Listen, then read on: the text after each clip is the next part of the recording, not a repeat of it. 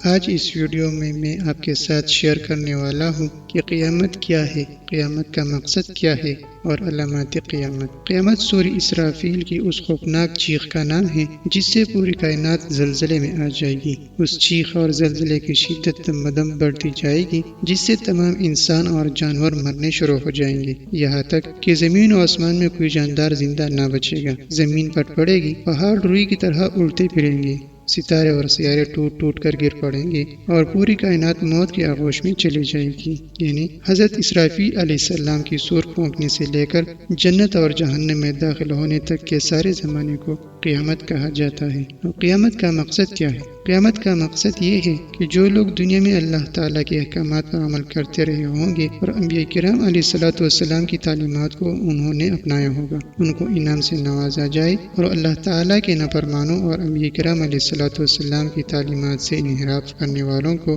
سزا دی جائے، ظالم سے انتقام لیا جائے اور مظلوم کی دادرسی کی جائے۔ قیامت کی ٹھیک ٹھیک تاریخ، سال اور صدی تک اللہ تعالیٰ کے سوا کسی کو معلوم نہیں۔ یہ ایسا راز ہے جو خالق کائنات نے کسی فرشتے یا نبی کو بھی نہیں بتایا۔ البتہ قیامت کی علامات انبیاء علیہ الصلوۃ والسلام نے بھی اپنی امتوں کو بتلائی تھی، اور رسول کریم صلی اللہ علیہ وسلم کے بعد کوئی نیا نبی آنے والا نہ تھا، اس لیے آپ صلی اللہ علیہ وسلم نے اس کے علامات سب سے زیادہ تفصیل سے ارشاد فرمائے تاکہ لوگ یوم آخرت کی تیاری کریں۔ علامات قیامت کی 3 قسمیں ہیں۔ قرآن حکیم میں جو علامات قیامت ارشاد فرمائی گئی ہے وہ زیادہ تر ایسی علامات ہیں جو بالکل قیامت کے قریب ظاہر ہوں گی، اور حضور صلی اللہ علیہ وسلم نے احادیث میں قریب اور دور کی چھوٹی بڑی ہر قسم کی علامات بیان فرمائی۔ پہلے نمبر پر ہے علامات بعید، دوسرے نمبر پر ہے علامات متوسطہ یا علامات صغری، تیسری نمبر پر ہے علامات کبریٰ۔ علامات بعید وہ ہے جن کا ظہور کافی پہلے ہو چکا ہے۔ ان کو بعید اس لیے کہا جاتا ہے کہ ان کی اور قیامت کے درمیان نسبتاً زیادہ فاصلہ ہے۔ مثلا رسول اللہ صلی اللہ علیہ وسلم کی بعثت، شق القمر کا واقعہ، رسول اللہ صلی اللہ علیہ وسلم کی وفات، خلافت کا ہونا، حضرت عثمان رضی اللہ تعالیٰ عنہ اور حضرت حسین رضی اللہ تعالیٰ عنہ کا شہید ہونا، جنگ صفین، اور حضرت حسن رضی اللہ تعالیٰ عنہ کے ہاتھ پر مسلمانوں کے 2 عظیم گروہوں میں صلح ہونا، یہ سب واقعات قرآن و حدیث علامات قیامت میں سے ہے اور ظاہر ہو چکے ہیں۔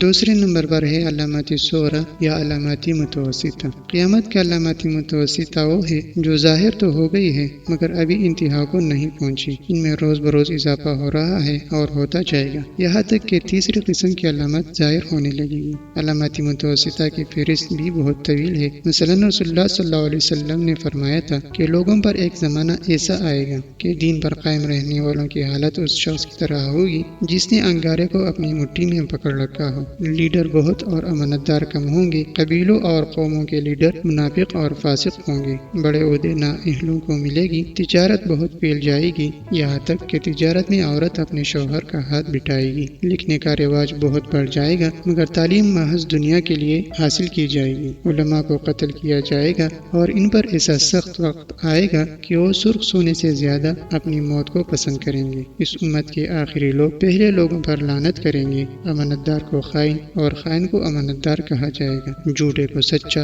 اور سچے کو جھوٹا کہا جائے گا، اچھائی کو برا اور برائی کو اچھا سمجھا جائے گا، اجنبی لوگوں سے حسن سلوک کیا جائے گا اور رشتہ داروں کے حقوق پامال کیے جائیں گے، بیوی کی اطاعت اور ماں باپ کی نافرمانی ہوگی، مسجدوں میں شور اور دنیا کی باتیں ہوگی، سلام صرف جان پہچان کے لوگوں کو کیا جائے گا، طلاقوں کی کثرت ہوگی، لوگ فخر اور ریا کے طور پر اونچی اونچی عمارتیں بنانے میں ایک دوسرے کا مقابلہ کریں گے، شراب کا نام نبیذ، سود کا نام بیع اور رشوت کا نام ہدیہ رکھ کر انہیں حلال سمجھا جائے گا، سود، جوا، گانے باجے کے آلات، شراب خوری اور زنا کی کثرت ہوگی، لوگ موٹی موٹی گدیوں پر سواری کر کے مسجدوں کے دروازوں تک آئیں گے، ان کی عورتیں کپڑے تو پہنتی ہوگی مگر وہ ننگی ہوگی، مومن ان برائیوں کو دیکھے گا مگر انہیں روک نہ سکے گا۔ علامات متوسطہ میں اور بھی بہت سی علامات ہیں، ان سب کی خبر رسول اللہ صلی اللہ علیہ وسلم نے ایسے دور میں دی تھی جب ان کا تصور بھی مشکل تھا، مگر آج ہم اپنی آنکھوں سے ان سب کا مشاہدہ کر رہے ہیں۔ کوئی علامات اب اپنی انتہا کو پہنچی ہے اور کوئی ابتدائی مراحل سے گزر رہی ہے۔ جب یہ سب علامات اپنی انتہا کو پہنچے گی تو قیامت کی بڑی بڑی اور قریبی علامات کا سلسلہ شروع ہو جائے گا۔ تیسرے نمبر پر ہے علامات کبریٰ، یعنی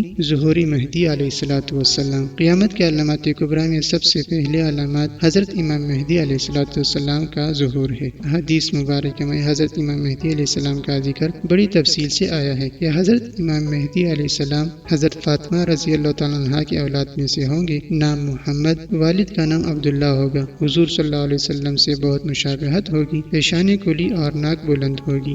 زمین کو عدل و انصاف سے بھر دیں گے۔ پہلے ان کی حکومت عرب میں ہوگی، پھر ساری دنیا میں پھیل جائے گی۔ 7 سال تک حکومت کریں گے۔ امام مہدی مدینہ منورہ میں پیدا ہوں گے۔ آخری زمانے میں جب مسلمان ہر طرف سے مغلوب ہو جائیں گے، مسلسل جنگیں ہوگی، شام میں بھی عیسائیوں کی حکومت قائم ہو جائے گی، ہر جگہ کفار کے مظالم بڑھ جائیں گے، عرب میں بھی مسلمانوں کی باقاعدہ پرشوکت حکومت نہیں رہے گی، خیبر کے قریب تک عیسائی پہنچ جائیں گے اور اس جگہ تک ان کی حکومت ہو جائے گی۔ بچے کچھ مسلمان مدینہ منورہ پہنچ جائیں گے۔ اس وقت حضرت امام مہدی علیہ السلام مدینہ منورہ میں ہوں گے۔ لوگوں کے دلوں میں یہ خواہش پیدا ہوگا کہ اب امام مہدی علیہ السلام کو تلاش کرنا چاہیے، ان کے ہاتھ پر بیعت کر کے ان کو امام بنا لینا چاہیے۔ اس زمانے کے نیک لوگ، اولیاء اللہ، سب ہی امام مہدی علیہ السلام کی تلاش میں ہوں گے۔ بعض چھوٹے مہدی بھی پیدا ہوں گے۔ امام اس ڈر سے کہ لوگ انہیں حاکم اور امام نہ بنا لے، مدینہ منورہ سے مکہ معظمہ آ جائیں گے اور بیت اللہ شریف کا طواف کر رہے ہوں گے۔ حجر اسود اور مقام ابراہیم کے درمیان ہوں گے کہ پہچان لیے جائیں گے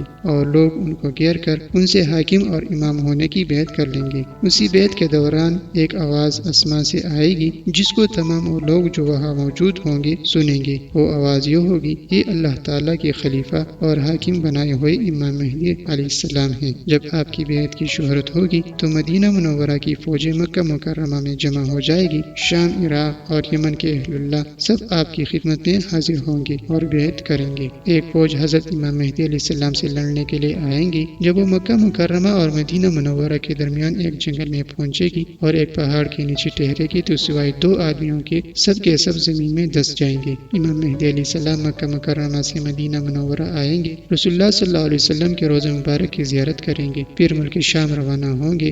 دمشق پہنچ کر عیسائیوں سے ایک خونریز جنگ ہوگی جس میں بہت سے مسلمان شہید ہو جائیں گے۔ بالآخر مسلمانوں کو فتح ہوگی۔ امام مہدی علیہ السلام ملک کا انتظام سنبھال کر استنبول فتح کرنے کے لیے روانہ ہوں گے۔ استنبول فتح کر کے امام مہدی علیہ السلام کے ملک شام پہنچنے کے کچھ ہی عرصہ بعد دجال نکل پڑے گا۔ دجال شام اور عراق کے درمیان سے نکلے گا اور گھومتا گھماتا دمشق کے قریب پہنچ جائے گا۔ عصر کی نماز کے وقت لوگ نماز کی تیاری میں مصروف ہوں گے کہ اچانک حضرت عیسیٰ علیہ السلام 2 فرشتوں کے کندھوں پر ہاتھ رکھے ہوئے آسمان سے اترتے ہوئے نظر آئیں گے۔ دجال حضرت عیسیٰ علیہ السلام کو دیکھ کر بھاگے گا۔ بالآخر باب لد یعنی موجودہ اسرائیل کا ایئرپورٹ پر پہنچ کر حضرت عیسیٰ علیہ السلام دجال کا کام تمام کر دیں گے۔ اس وقت روئی زمین پر کوئی کافر نہیں رہے گا، سب مسلمان ہوں گے۔ حضرت مہدی علیہ السلام کی عمر 45، 48 یا 49 برس ہوگی کہ آپ کا انتقال ہو جائے گا۔ حضرت عیسیٰ علیہ السلام ان کی نماز جنازہ پڑھائیں گے، بیت المقدس میں انتقال ہوگا اور وہی دفن ہوں گے۔ اللہ تعالی